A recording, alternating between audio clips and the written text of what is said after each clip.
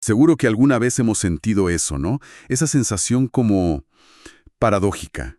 Por fuera parece que todo está en orden. Hay sonrisas, cumplimos con lo que se espera, seguimos el libreto social, pero por dentro hay como una desconexión, un vacío, algo incómodo que ni sabemos nombrar. Es que vivimos con esa presión, a veces muy sutil, otras no tanto, de mostrarnos siempre bien, siempre positivos. Exactamente. Y esa presión constante nos lleva directo al tema de hoy, la felicidad deformada. Es esa clase de felicidad que no nace de adentro genuinamente, sino que se vuelve una obligación, una máscara social casi para poder encajar. Una de las fuentes que analizamos lo dice muy bien. La describe como esa felicidad que suena bien, se ve bonita, pero no llena. Sí, el título lo dice todo. Felicidad deformada, cuando sonreír se convierte en una obligación emocional. Y para entender bien este fenómeno, nos vamos a basar en varias entradas, en análisis de lo que llaman el Proyecto Alma. Es una iniciativa que ha estado, digamos, mapeando frecuencias emocionales y detectando patrones que se repiten en muchísima gente. Ajá. Entonces, nuestra misión hoy es desentrañar por qué pasa esto, qué dice de nosotros, de nuestro interior, y también del peso de lo que viene de afuera. Y para eso, fíjate, nos va a servir pensar en una idea que viene del enfoque Serlat, que mencionan las fuentes, la del rompedor de máscaras emocionales. Pensemos en esto como esa capacidad que tenemos dentro, a veces medio dormida, para darnos cuenta cuando esa felicidad que mostramos, o la que buscamos, no es real, es una estructura impuesta, ya sea por la cultura, la familia, o bueno, hasta por nosotros mismos con nuestra autoexigencia. Perfecto, entremos de lleno entonces. Empecemos por mirar de cerca esa máscara. Una de las fuentes principales describe esta versión impostora de la felicidad como un guión social. Algo que aprendimos casi sin darnos cuenta, ¿no? Totalmente. Nos enseñaron que estar bien es tener cierto trabajo, no quejarse mucho para no ser una molestia, sonreír aunque no lo sintamos, llenar vacíos comprando cosas y, bueno, tener relaciones que muchas veces se quedan ahí en la superficie. Como dice la fuente, muchos han cumplido el modelo, pero por dentro se sienten extraños consigo mismos. Es que ese guión va creando una figura que seguro reconocemos. Podríamos llamarla el sonriente inconforme. Es esa persona que, vista desde afuera, parece tenerlo todo, ¿no? Según los estándares sociales. Éxito, logros, una imagen impecable, se ríe en las fiestas, cumple con todo. Sí, el checklist completo. Exacto. Pero a solas, en privado, siente una desconexión tremenda. Esa sensación de que algo fundamental falta. Y lo más complicado, creo yo, es que esta figura tiende a normalizar esa incomodidad. Se justifica pensando, bueno, así es la vida, no se puede tener todo. Esa normalización es peligrosa, porque nos acostumbramos a vivir así, como partidos por dentro. Pero, a ver, ¿de dónde viene esa necesidad de ponerse la máscara y mantenerla? ¿Cuáles son las raíces? Las raíces son varias y se mezclan. Por un lado está esa presión social que ya dijiste, que muchas veces castiga la vulnerabilidad. Lo señalan varios análisis. Mostrar fragilidad o duda o que no estás contento puede verse como debilidad, como queja, hasta como falta de agradecimiento. Claro. Y ligado a eso, pues aparece el miedo. Miedo al juicio, al rechazo si te sales del camino marcado, si muestras tu brillo propio o si cuestionas las cosas. Tenemos miedo de que ser demasiado nosotros nos deje afuera del grupo. Es como si sintiéramos que ser auténtico tiene un costo social muy alto. Exacto. Y eso conecta directo con otro pilar fuerte, la dependencia de la validación de afuera. Los estudios que revisamos lo marcan mucho. Como tantas personas basan su valor propio casi únicamente en el aplauso externo. Los likes, el reconocimiento, que los demás te aprueben, eso se vuelve su termómetro. El único termómetro. El único. Viven con esa pregunta silenciosa, constante. ¿Ya soy suficiente? Ese terror a no ser suficiente es un motor potentísimo que te empuja a mantener la máscara de perfección. Hay una frase muy buena en el material. Tu valor no empieza cuando otros te aplauden. Uf, qué fuerte eso. Terror a no ser suficiente. Y la máscara que genera, inevitablemente. Pero, ¿qué hay de verdad detrás de esa sonrisa forzada? Hablemos de ese vacío que suele estar ahí. Varias fuentes del proyecto ALMA apuntan a eso. Por ejemplo, describen algo que llaman el vacío silencioso. Ajá. Es esa experiencia de funcionar como en piloto automático, ¿no? Actuar normal para afuera, pero por dentro sentirte roto, desconectado. Dicen que muchas veces hay duelos no cerrados, pérdidas importantes escondidas ahí detrás. Sí, y también está muy presente esa dinámica del tener todo, sentir nada, o el vacío material. Son los casos de gente que consigue lo que la sociedad llama éxito: dinero, estatus, logros. Pero sienten un vacío que no se va, una especie de nostalgia del alma, como lo llama una fuente. Nos recuerda que tenerlo todo no siempre significa tenerte a ti. ¿Y cómo se explica ese vacío? ¿Es solo la consecuencia lógica de llevar la máscara puesta tanto tiempo? Es una consecuencia directa, sí, de la desconexión interna que la máscara exige y también alimenta. Una de las causas que identifican es la hipervigilancia interna.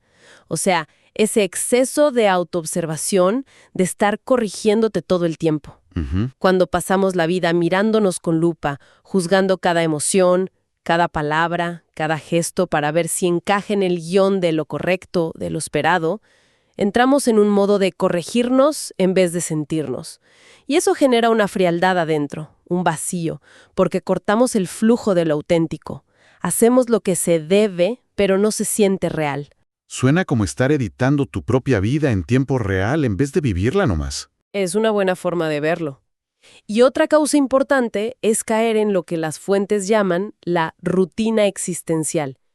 Esa que de a poquito va apagando el alma, se confunde la estabilidad o la comodidad de lo conocido con resignarse a vivir así. Claro. La vida se vuelve una repetición. Despertarse, trabajar, cumplir, dormir, repetir. La persona se dice, bueno, así es, pero en el fondo lo que siente es un cansancio emocional profundo, crónico. Hay una frase clave que se repite: no estás cansado de la vida, estás cansado de vivir desconectado de lo que te enciende. Y me imagino que mucha de esa desconexión también viene de estar persiguiendo metas que, en realidad, no son nuestras. Sin duda. Los análisis sugieren que muchas veces esas metas que nos matamos por alcanzar son aprendidas, heredadas, impuestas por el sistema, por la familia. Buscamos un éxito que nos dijeron que teníamos que desear, pero que no vibra con nosotros por dentro. Podemos incluso alcanzar esas metas, ser exitosos según afuera. Pero el vacío sigue ahí. Sigue ahí, porque como dice otra reflexión, quizá fuiste exitoso, pero no auténtico. Todo este esfuerzo, mantener la fachada, sonreír sin ganas, actuar un papel ajeno, debe tener un costo altísimo. Implica sí o sí callar lo que de verdad sentimos y pensamos. Una de las lecturas más fuertes se titula algo como «Lo que me callo me está rompiendo». Uf. Es que esa acumulación adentro, ¿no? Palabras no dichas, emociones guardadas, que generan un peso enorme. Se mantiene una falsa paz con silencios incómodos, pero por dentro algo se quiebra. Me quedó grabada una frase de ahí: prefiero un caos verdadero a una calma falsa.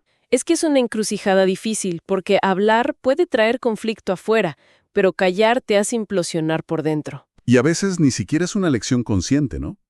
Otra idea que aparece es la de la duda que silencia tu voz. Habla de ese querer decir algo y no poder, de cómo el miedo al juicio, a la crítica, a que no te entiendan, termina apagando tu fuego interno, tu voz. Te quedas atrapado en esa duda que te paraliza. Ese silencio forzado y reprimir las emociones todo el tiempo trae consecuencias serias para nuestro bienestar. Una es que por miedo a mostrarnos sensibles, porque aprendimos que sensibilidad es igual a debilidad, terminamos cerrando nuestros canales emocionales. Nos ponemos duros, nos ponemos una coraza para defendernos. Y eso debe conectar con lo que otra fuente llama la herida de autosuficiencia, ¿cierto? Esa idea de que tenemos que poder con todo solos, sin pedir ayuda, sin mostrar cansancio ni que somos vulnerables. Exactamente. Es una fortaleza que parece real, pero que muchas veces nace de heridas viejas de abandono, de traición, de decepción. Se aprendió que si me muestro vulnerable nadie me va a ayudar. Entonces hoy, aunque tengas gente alrededor, te puedes sentir profundamente solo, porque ya no sabes cómo recibir cariño, apoyo o ayuda de verdad.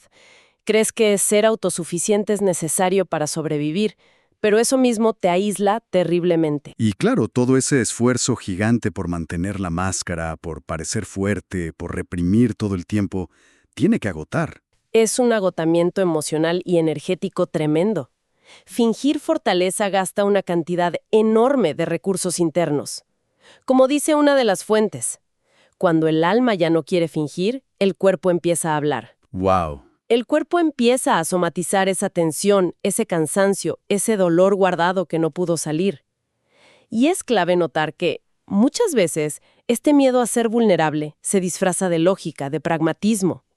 Tomamos decisiones que parecen muy racionales, pero que en el fondo están dictadas por nuestras heridas no sanadas, por el pánico a sentir dolor otra vez. Hemos dibujado un cuadro bastante completo. La máscara, el vacío que esconde, el costo altísimo de mantenerla. Podría parecer que no hay salida, pero se puede romper. Existe esa posibilidad. Aquí es donde tiene sentido esa figura del rompedor de máscaras emocionales que dijimos al principio. Definitivamente. La posibilidad de romper la máscara siempre está, aunque, claro, requiere coraje. Implica empezar a valorar más la autenticidad que la aprobación de afuera. Una de las fuentes centrales lo dice así. La verdadera felicidad no está en tener más cosas o cumplir más expectativas ajenas, sino en ser más. Ser más fieles a nosotros mismos, vivir conectados con un propósito que venga de adentro, no solo de la apariencia. Y otra fuente hace una distinción clave. Diferencia entre adaptarse a la fuerza, que es como ponerse un disfraz para sobrevivir en un lugar hostil, y la evolución real, que es ir mostrando de a poco nuestro verdadero ser. Hay una frase que lo resume bien. La evolución verdadera no te aleja de ti, te acerca. Ahí está la clave. Romper la máscara no es destruir algo, sino acercarte a tu esencia. Y es acá donde enfoques como el método Serlat, que describe el material, dan perspectivas y herramientas concretas. Proponen un camino que implica, digamos, desprogramar lo impuesto, esas creencias y guiones que adoptamos pero no son nuestros, activar lo que está dormido adentro, nuestros dones, nuestra voz real, y reintegrar las partes rotas de nuestro ser. Entiendo. Y un paso clave en ese camino parece ser cambiar el foco. Dejar de buscar la validación afuera y empezar a cultivarla adentro, ¿verdad? Correcto. Eres un giro fundamental. Dejar de necesitar el aplauso de afuera y empezar a construir un sistema fuerte de valoración interna. Reconocer nuestro valor por ser quienes somos, más allá de lo que opinen los demás. Y esto va junto con permitirnos sentir nuestras emociones, todas, en lugar de juzgarlas, reprimirlas o intentar corregirlas todo el tiempo para que encajen en el molde de lo aceptable o positivo. Hay una frase muy potente en las fuentes sobre esto. La emoción no se corrige, se siente. Se siente. Aunque sea incómoda, aunque no sea linda, aunque no encaje en la foto perfecta. Exactamente. Y para ayudarnos en este proceso de reconectar y tomar decisiones desde un lugar más auténtico, el enfoque Serlat propone herramientas prácticas, como la matriz de decisión Serlat, que se detalla en uno de los manuales. Es básicamente un marco para evaluar distintas situaciones de nuestra vida, desde cómo interactuamos con la gente hasta decisiones de trabajo o de pareja, haciéndonos preguntas clave. A ver, exploremos cómo funcionaría esa matriz con los ejemplos que dan. Para que sea más claro, tomemos la situación. Sonreír en reuniones familiares aunque me sienta triste. Aplicando la matriz me preguntaría, ¿esto me nutre o me desgasta? Pues probablemente me desgasta emocionalmente. Claro. ¿Me libera o me encierra? Me encierra en una imagen que no soy. Entonces, ¿qué hago? La decisión consciente podría ser romper eso con autenticidad. Quizás decir cómo me siento, si se puede, o simplemente permitirme no forzar la sonrisa. ¿Y qué versión de mí necesita esa máscara? Claramente, la parte mía que busca aprobación o que tiene miedo de incomodar. Buen análisis. Consideremos otro ejemplo típico. Fingir que todo está bien en redes sociales. Aplicamos las preguntas. ¿Nutre o desgasta? Claramente desgasta. Te aleja de tu proceso real, fomenta la comparación. Sí, totalmente. ¿Libera o encierra? Te encierra en una fachada. ¿Qué hacer? Podría ser dejar de hacerlo, compartir algo más real si te nace, o simplemente no compartir desde la mentira. ¿Qué versión tuya necesita esa fachada? ¿Aquella que tiene miedo de perder la validación social o de ser juzgada si se muestra vulnerable? Y un último ejemplo, muy importante en relaciones. Decir que soy feliz en mi relación para no preocupar a otros o para guardar las apariencias. ¿Nutre o desgasta? Me desgasta y me desconecta de lo que necesito y siento de verdad. ¿Te aleja de ti? Exacto. ¿Libera o encierra? Me encierra. Me impide tomar decisiones valientes para mí. ¿Qué hacer? La elección auténtica sería romper esa fachada, al menos para mí mismo al principio, con honestidad total. ¿Qué versión necesita esto? Quizás la parte mía que no se siente merecedora de algo mejor o que carga con la responsabilidad de la felicidad de otros por encima de la propia. Esta matriz, como vemos, es una herramienta potente porque nos obliga a enfrentar el costo energético y emocional de mantener ciertas máscaras. Y muy importante, nos conecta con la versión de nosotros mismos, muchas veces una versión herida o condicionada, que está operando detrás de esa máscara en cada situación. Como dice una de las fuentes sobre este enfoque, Serlat no te obliga a ser perfecto, te invita a ser real y desde ahí expandirte. Es un cambio de mirada radical. Pasar de la obligación de la sonrisa perfecta a la invitación valiente a ser real. Exactamente. Se trata de entender que la felicidad deformada es en el fondo una máscara social compleja. Oculta vacíos internos, emociones reprimidas y una desconexión profunda de nuestro propósito auténtico. Y todo esto alimentado por la dependencia de la mirada y la aprobación de afuera. Y esto nos trae de vuelta a esa frase clave que nos acompañó desde el principio y que resume tan bien el problema. La felicidad obligada es otra forma de represión emocional. Puede parecer una jaula de oro, cómoda por fuera, pero sigue siendo una jaula que limita quiénes somos y nuestra vitalidad. Hemos recorrido un terreno complejo, desde identificar la máscara y de dónde viene, hasta explorar caminos para empezar a quitarla. Queda, como siempre, una reflexión final para quienes nos escuchan. Algo para llevarse y pensar. Sí, una pregunta para seguir explorando por dentro, inspirada en todo lo que hablamos y en el material del proyecto Alma y el enfoque Serlat. Quizá podría ser esta. ¿Qué máscara sostenemos más que nada por miedo a no ser aceptados? Y más profundo aún, ¿qué versión de nosotros mismos, quizá una versión herida, miedosa o dependiente, es la que realmente necesita esa máscara para sentir que sobrevive? Y la pregunta que puede cambiar las cosas. ¿Qué pasaría si eligiéramos conscientemente empezar a romper esa máscara? No desde la rabia ni la agresión, sino desde la autenticidad, la compasión por nosotros mismos y la conexión profunda con nuestro verdadero ser.